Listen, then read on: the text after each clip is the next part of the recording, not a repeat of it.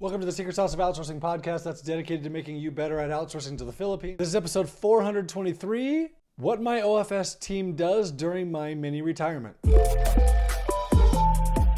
So if you've read the 4-Hour Work Week, you are familiar with the concept of a mini retirement. Tim Ferriss talks about it, where you retire for a month or 3 months or whatever. And I started doing this I started this in 2007. It was the first time I did it. I took my family for a month. We went to Costa Rica and sat on the beach for a month. And I went with a couple other families, and their idea of the mini retirement was to just work in a different place. And my idea was I was actually going to not work. And I actually went kind of thinking I would continue to work, and then the internet was so bad where I was that it just wasn't really possible. Now this is 2007, and a lot of stuff has changed. It's 2024, and you can basically work anywhere you want. But I did it in 2008 and 2010 and 2012, and then took a number of years off as my kids started in high school, and then realized, we really kind of need to do this again.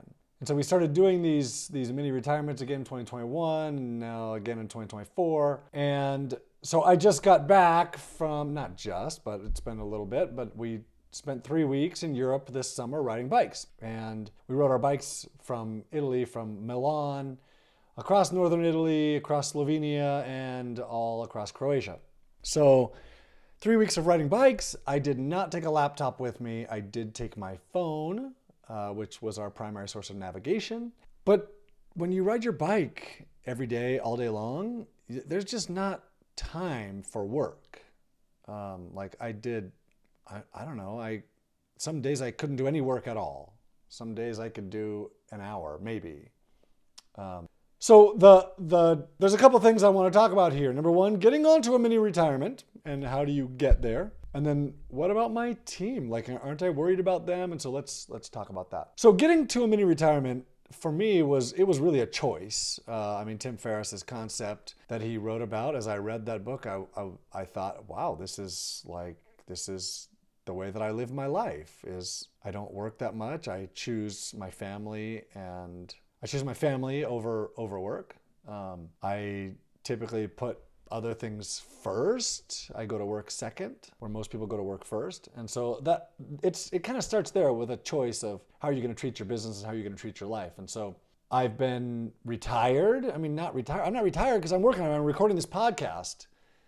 I work about 15 hours a week and have for 15 years, maybe 16 years now. And so that's a pretty good life. Obviously, the biggest part of all of that is just having people in the Philippines working for me. And it did not get this way all at once. It was a process. You have to start with one person. So many people think, oh, that's never going to happen. That's not possible. It's not reasonable. I can never do that. No, you could. You just have to start. You have to start with one person. You have to start somewhere. And I didn't know that it was possible when I started it. That's not what I set out to do. I didn't set out to work, 15 hours a week for the rest of my life. But that was where it led me. And having one person who could do things that I was currently doing was a really big deal towards getting on the mini retirement. So I actually learned a lot of things the first time I did this. The first time I went out, I thought I would work, like I said. And then it turned out when I didn't work, my guys in the Philippines still worked. They just kept doing their job, and I had asked them to try and step up on a couple other things. And it turned out that things that didn't matter kind of fell by the wayside, and things that were really important kept happening, but they got delegated to other people.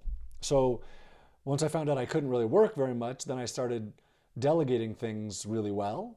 And said, hey, I just can't handle this right now. Can you please take this over? And here's some training or whatever it was that I would spend an hour and only do one thing. And it was just to delegate a task that was really important. And I found that doing this mini retirement really kind of pushed things onto other people. And which was great because it's really easy to hire another person in the Philippines when you are delegating tasks to people and you find, oh, they're too busy for this. And they may tell you, hey, I don't have time for this, or I need help. So yeah, that was a really big side effect, was that tasks started getting delegated. Important things stuck around and got onto other people's plates off of mine. And unimportant things kind of fell by the wayside and disappeared. And I found that the second time and the third time that I did this, things really started to get clear for me as I went on these trips. and delegated. And when I came back, I didn't take on the things that I had been taking before. I left them where they were. They were running well. And I didn't take on extra work either. I just kept pushing things the way that they were. That was a really big deal for me. So as you attempt to do this, recognize things won't go as you plan when you go out, and be prepared to start delegating some stuff. So you should, if you want to mini retire, if you want to lessen your workload, you've got to have someone there for you that you can push stuff onto. And maybe that person isn't fully busy full time. Maybe they're not strapped like you are, where you only have one person working for you, and that one person is your US assistant, and that person is strapped. Their time is fully taken.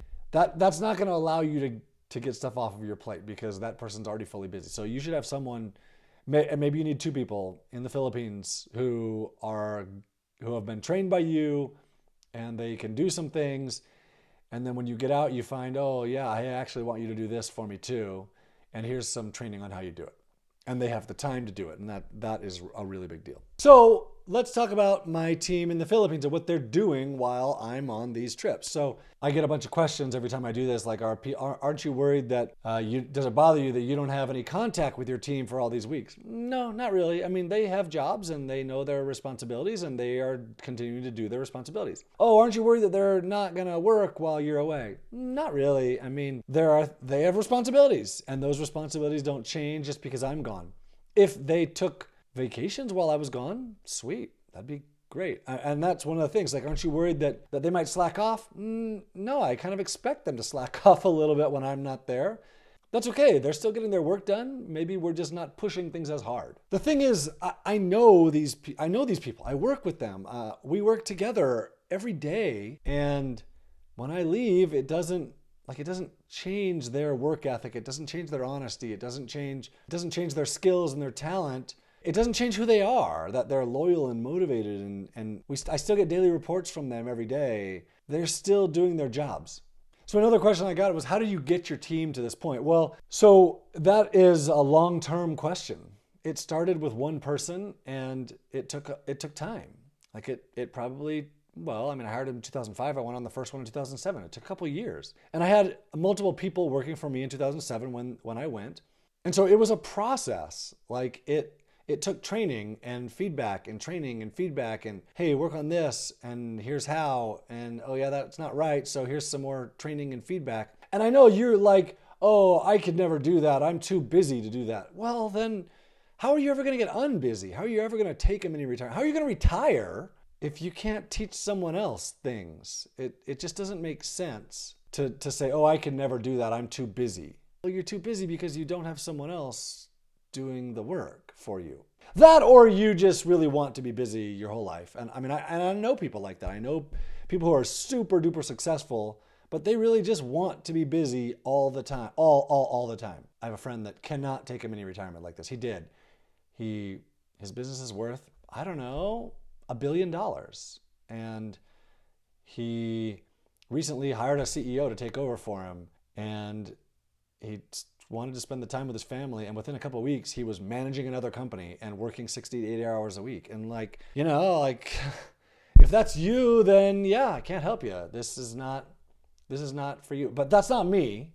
I want to live my life, and I want it to be outside of work. Even though I love my work, I want to live my life, and I want to spend that time with my family and my wife and my kids, and I want to spend it riding my bike and skiing. And so you have to make that choice. Like, hey, yeah, I'm gonna train people so that I get them to the point where I can take a mini retirement. And that mini retirement, I'm gonna, like, if it were me today, I would set a goal. I'd say, hey, in June of 2025, I'm gonna go on a month-long trip, and I'm gonna buy plane tickets right now, and then I'm gonna work my butt off to get to that point. So I'm going to hire someone. I'm going to hire an executive assistant right now, and then I'm going to hire a graphic designer. I'm going to hire a content writer. Whatever the things that you need in your business, I would start hiring those people and start training them and start getting things off of your plate so that you can do that.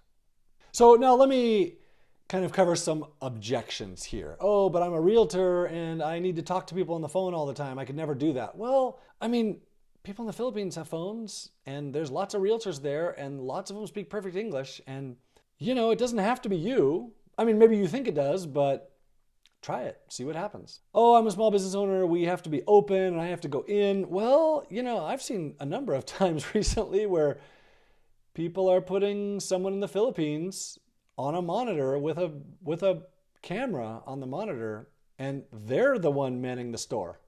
Like a dental office, or like retail shops in New York City that are doing this, where you can find a way to get someone else to do this so that you don't have to do it. And it can be cost effective, where, yep, I get that it can be cost prohibitive to bring someone locally in to do that. It doesn't have to be someone local. It could be, we have some really good technology today to allow someone in the Philippines to do that for you. Oh, they can never do good work for me if I'm not there to supervise. Well, maybe if you're micromanaging every single step, but if you give them the authority and the responsibility to do the work on their own, then yeah, they can definitely do the work. Like I said in the beginning, it was a choice. It was a choice that I made to say, hey, how far can I take this thing? Can I do this? The 4-hour work week was this really big dream thing, and I was close, but I had never considered doing this, and I decided, hey, let's do it. And it was really life-changing to take that step of, yep, I'm gonna go on this trip. And not only was it the precedent for future trips that we've done, it was also life-changing in that lots of stuff got off of my plate, and I realized, yeah, these people are really, really talented, and they can do more work, and they can do better work than I thought, and I can continue to give work to people in the Philippines, and they can kind of run things for me while I'm spending time with my family. So to wrap this up, if you've thought about this, like you read the 4-hour work week and you're like, oh, that's not really real. It's really cool. I'd love to get there, but it's not. No, it is real, and you can do it. You just have to start by getting things off of your plate. Make a choice, schedule something, hire someone to do something that you're doing, get something off of your plate and move towards it. And then recognize this isn't gonna happen overnight. It's gonna take some time, but it's definitely possible, and this is a long-term game. It's not a magic bullet. This is a 5-year plan towards changing your life.